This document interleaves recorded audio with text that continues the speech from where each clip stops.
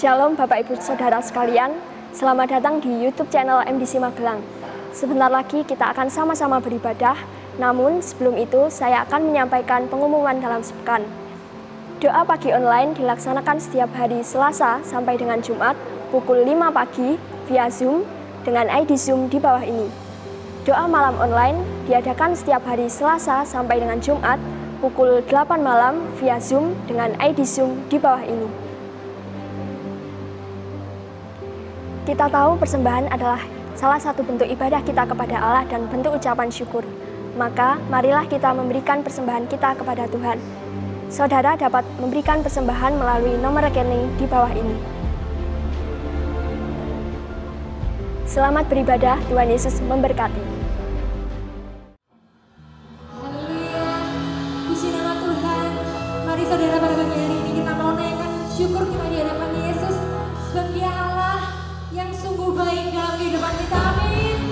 Mari kita mau naikkan syukur kita di hadapan Tuhan. Sebab Dia Allah yang layak terima puji sembah kita.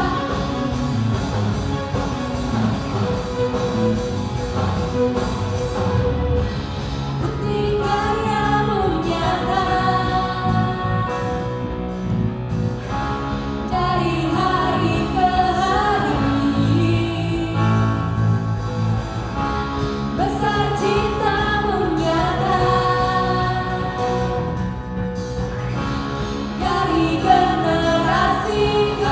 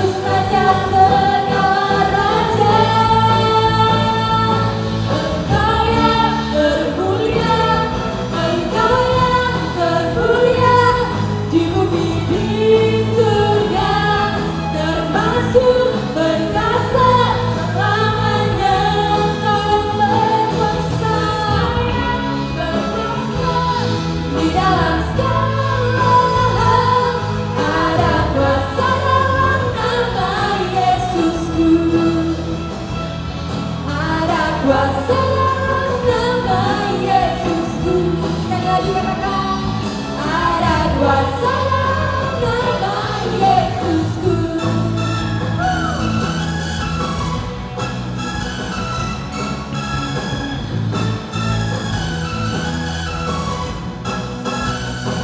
Haleluya. Terima kasih Yesus. Terima kasih Tuhan, kami boleh memiliki Allah yang sungguh luar biasa Tuhan. Sebab ada kuasa di dalam nama-Mu Tuhan. Nama yang sanggup memulihkan, nama yang sanggup menyembuhkan Tuhan. Kami mengucap syukur Tuhan sebab Engkau Allah penolong dalam hidup kami Tuhan. Haleluya Yesus. Terima kasih Yesus.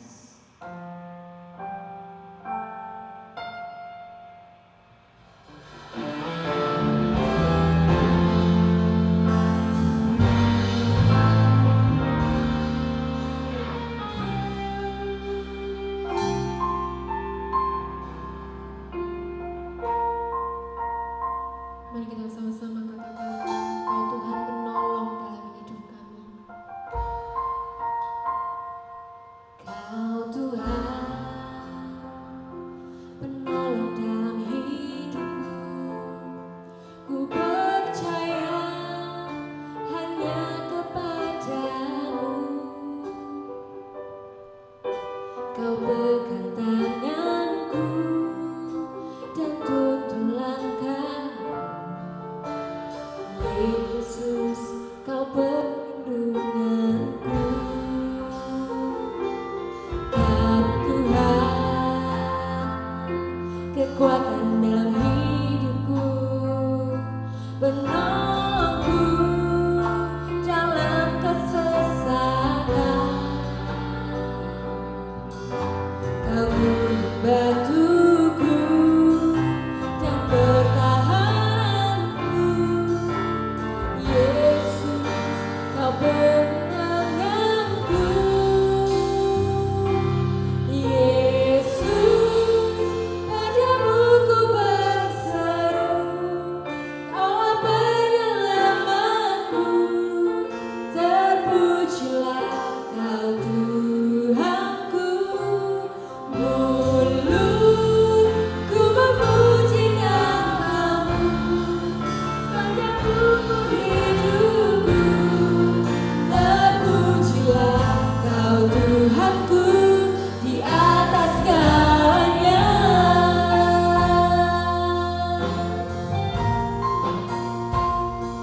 Di atas segalanya.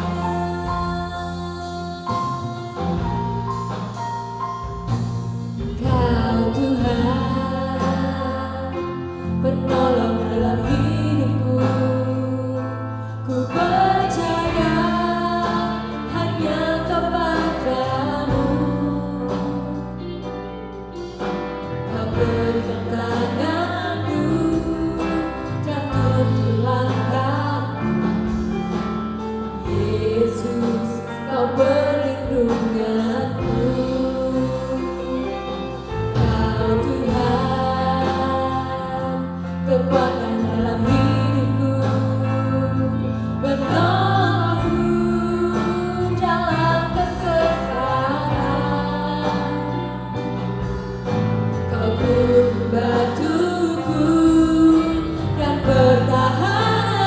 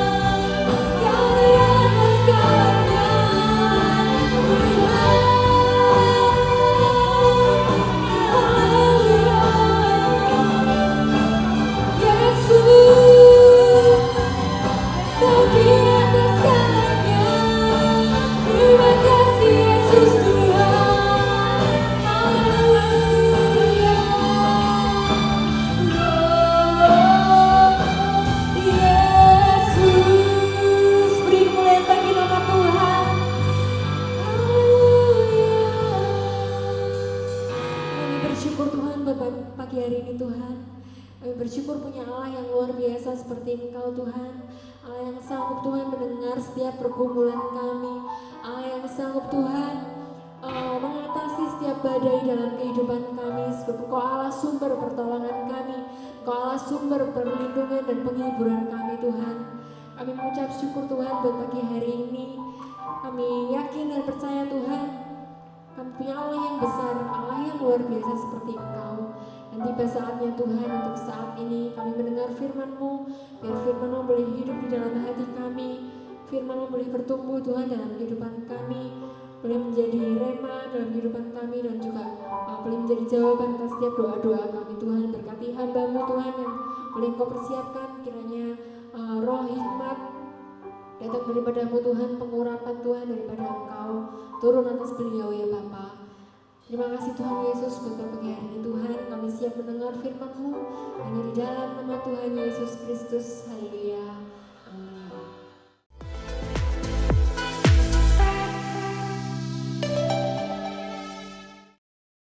Shalom, selamat pagi Bapak Ibu Saudara sekalian. Selamat berjumpa kembali dalam ibadah di MDC Magelang, secara online di rumah kita masing-masing maupun secara onsite di gereja MDC Magelang. Pastikan saudara adalah orang yang mengikuti ibadah online, bukan sekedar menonton, supaya engkau menerima berkat di dalam ibadah ini. Bapak Ibu Saudara sekalian, kita sedang dalam masa-masa transisi antara pandemi yang berubah menjadi endemi. Tidak otomatis semua mengalami pemulihan secara langsung. Misalkan ekonomi yang masih belum pulih sampai saat ini.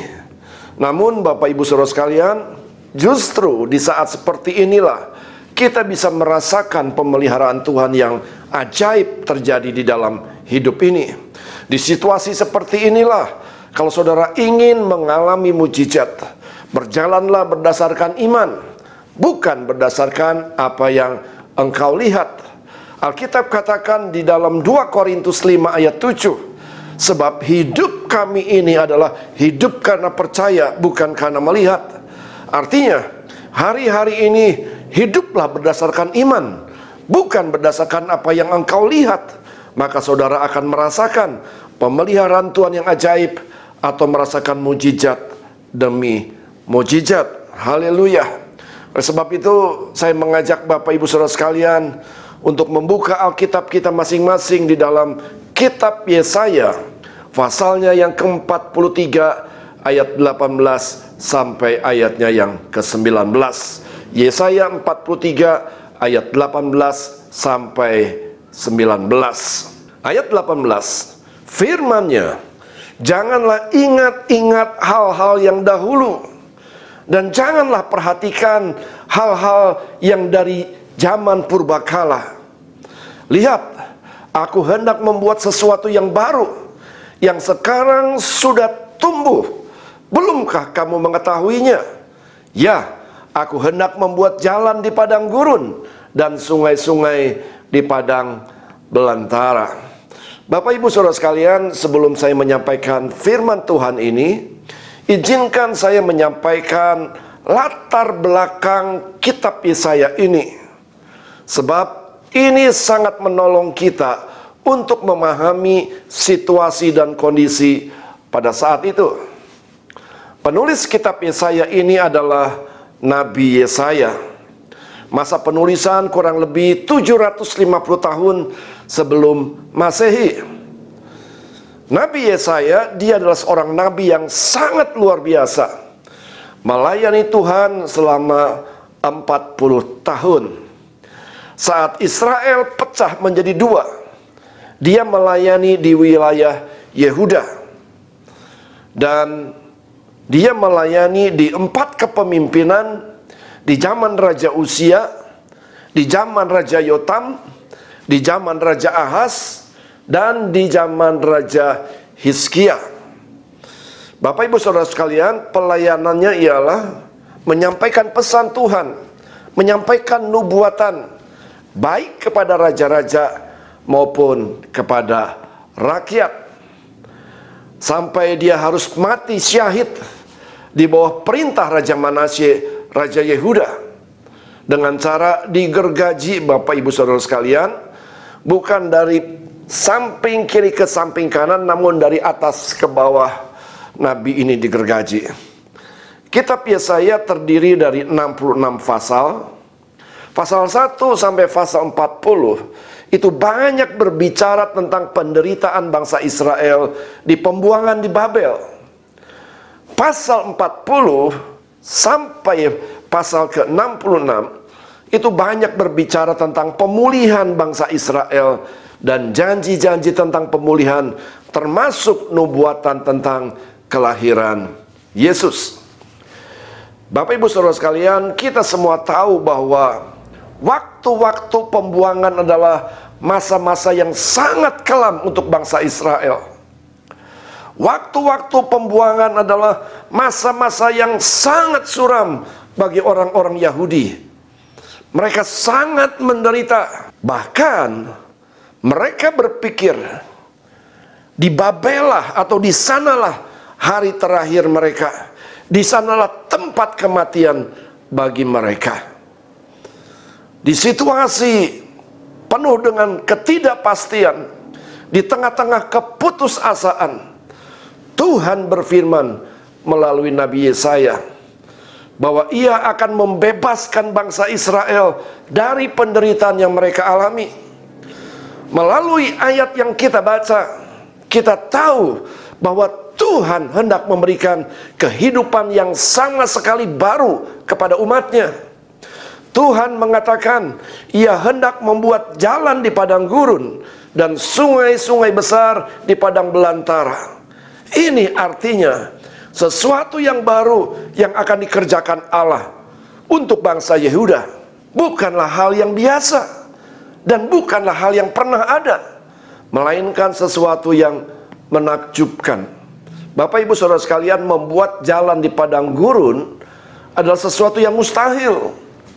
Diperlukan pondasi yang sangat kuat untuk bisa berdiri sebuah jalan di padang gurun. Dan kalau toh sudah jadi jalannya, jalan itu akan menghilang karena tiupan pasir yang akan menutupi jalan. Namun bagi Allah tidak ada perkara yang mustahil. Dia adalah Allah yang spesial membuat jalan, saudara.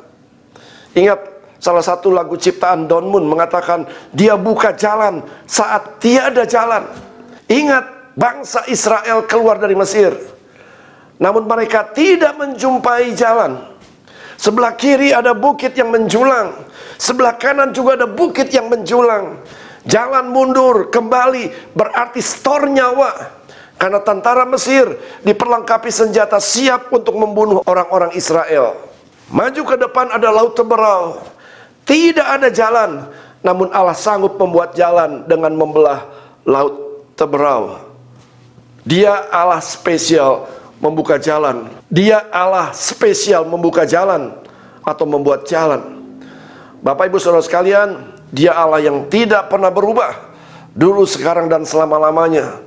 Kalau dulu Dia pembuka jalan atau membuat jalan, hari ini juga Dia sanggup membuka jalan. Bapak Ibu Saudara sekalian, kondisi kita hari-hari ini tidak ubahnya seperti bangsa Israel ketika ditawan di Babel. Kondisi yang tidak menentu. 3 tahun kita mengalami kesukaran dalam mencari nafkah. Atau mungkin ada yang mengalami kehilangan pekerjaan.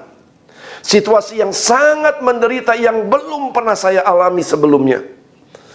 Mungkin ada di antara kita yang kehilangan sanak saudara karena COVID. Saya kehilangan keponakan. Saya kehilangan banyak kawan pelayanan. Mungkin yang memiliki toko, omset toko berkurang drastis. Situasi seperti ini belum pernah kita alami sebelumnya. Dalam ayat ini dinyatakan Tuhan akan membuka kehidupan yang baru bagi umatnya di tengah-tengah kesesakan. Tuhan berjanji hendak membuat sesuatu yang baru. Aku hendak membuat jalan di padang gurun dan sungai-sungai di padang belantara. Jalan di padang gurun adalah sesuatu yang menakjubkan, Bapak Ibu Saudara sekalian.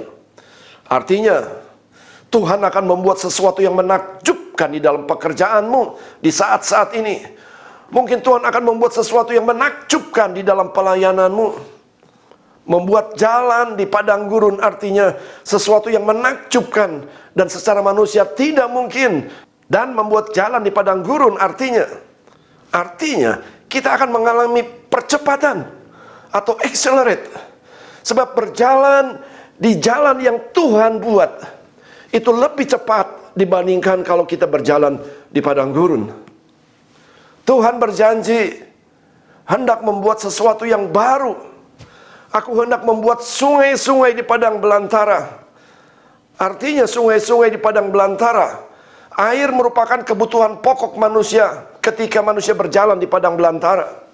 Namun di sini ditulis bukan satu sungai, namun ditulis jamak, yaitu sungai-sungai. Artinya Tuhan akan memberikan kepada kita kelimpahan di situasi seperti ini.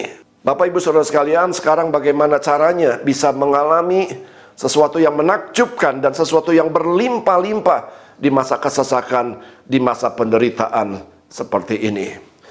Yang pertama, Yesaya 43 ayat 18 bagian A, firman-Nya, janganlah ingat-ingat hal-hal yang dahulu. Khususnya hal-hal yang menyakitkan, Bapak Ibu Saudara sekalian. Kalau kebaikan Tuhan harus selalu diingat. Setiap orang pasti memiliki yang namanya pengalaman buruk di masa lalu. Baik di masa lampau ataupun pada hari-hari terakhir ini. Persoalannya, banyak orang yang masih mengingat dan menyimpan berbagai pengalaman buruk yang menimpanya tersebut. Orang yang masih mengingat dan menyimpan berbagai pengalaman buruk di masa lampau, hidupnya tidak akan berfokus kepada perubahan-perubahan yang sedang Tuhan kerjakan. Tetapi tidak jarang pula pengalaman-pengalaman tersebut malah membekas menjadi luka di hati yang dalam dan menjadi trauma yang menakutkan.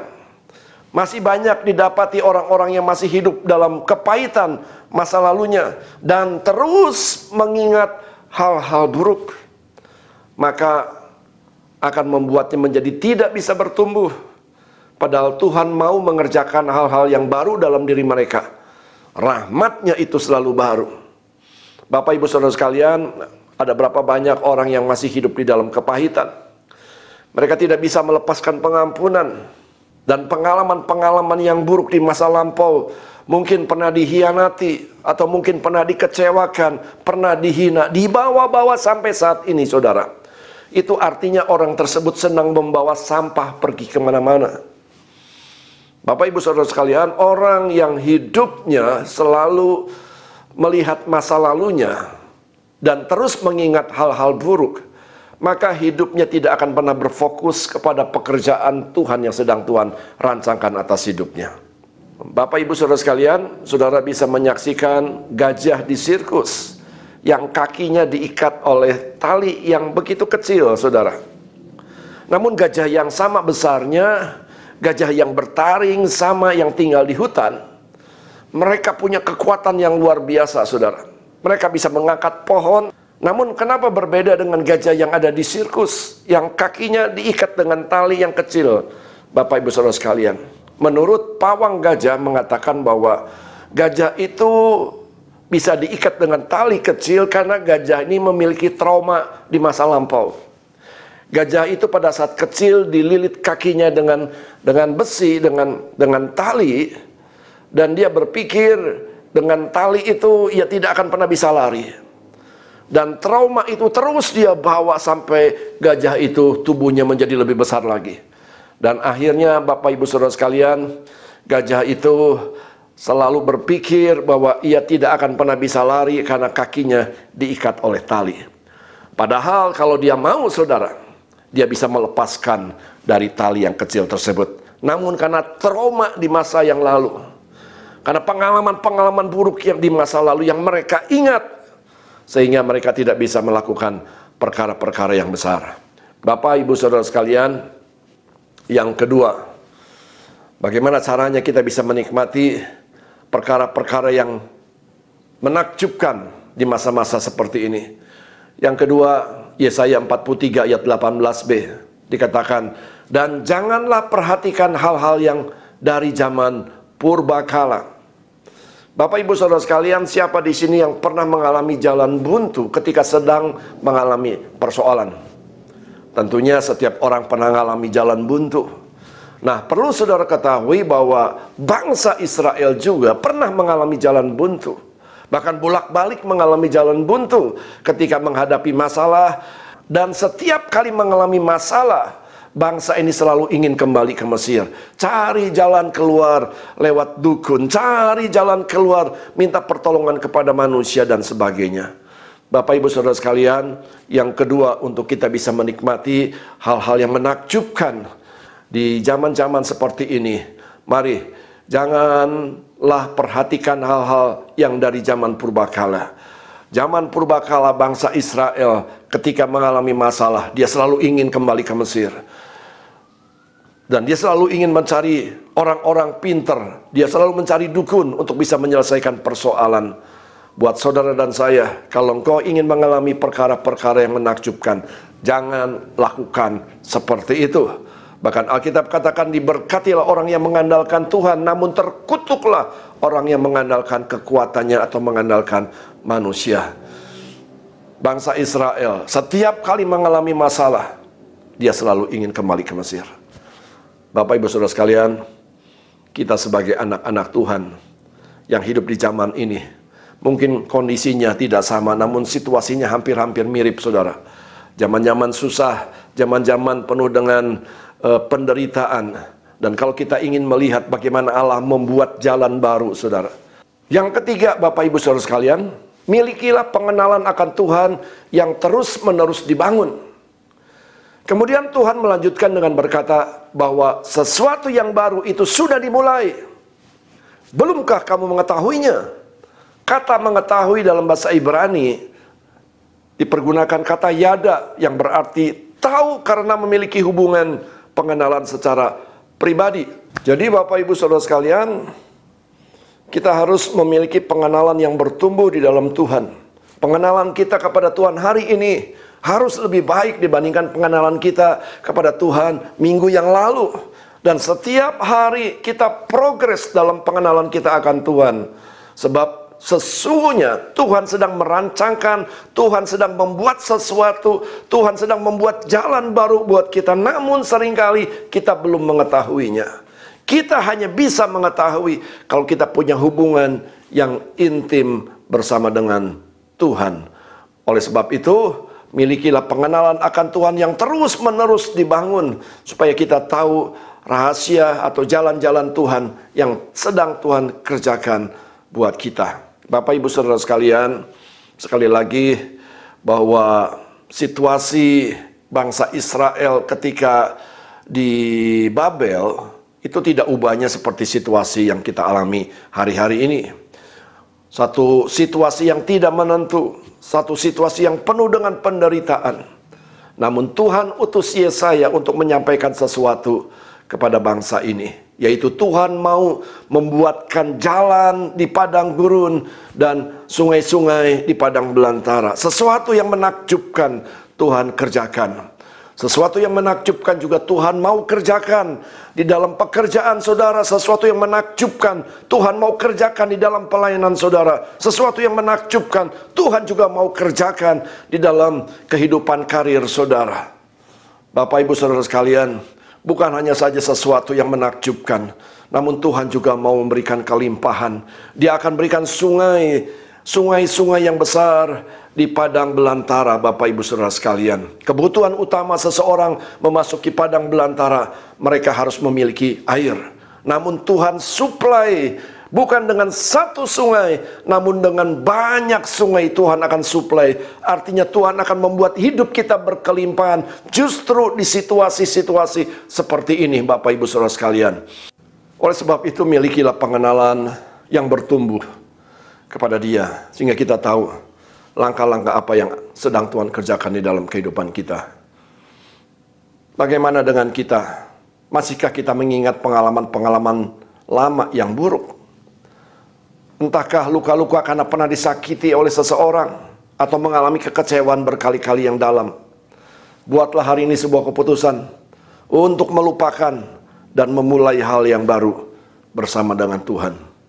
Tuhan lewat pesannya ini mau mengerjakan hal-hal yang baru di dalam kehidupan kita. Sesuatu yang menakjubkan akan Tuhan kerjakan. Bukankah ini luar biasa? Dia memiliki rancangan yang indah dalam hidup kita, yaitu damai sejahtera, bukan kecelakaan. Amin. Mari kita tundukkan kepala. Tuhan Yesus, hamba bersyukur buat kebenaran firman Tuhan yang sudah disampaikan di situasi kondisi kami yang tidak ubahnya seperti bangsa Israel, di situasi yang tidak menentu, di situasi yang sangat menderita, di situasi yang sangat mencekam.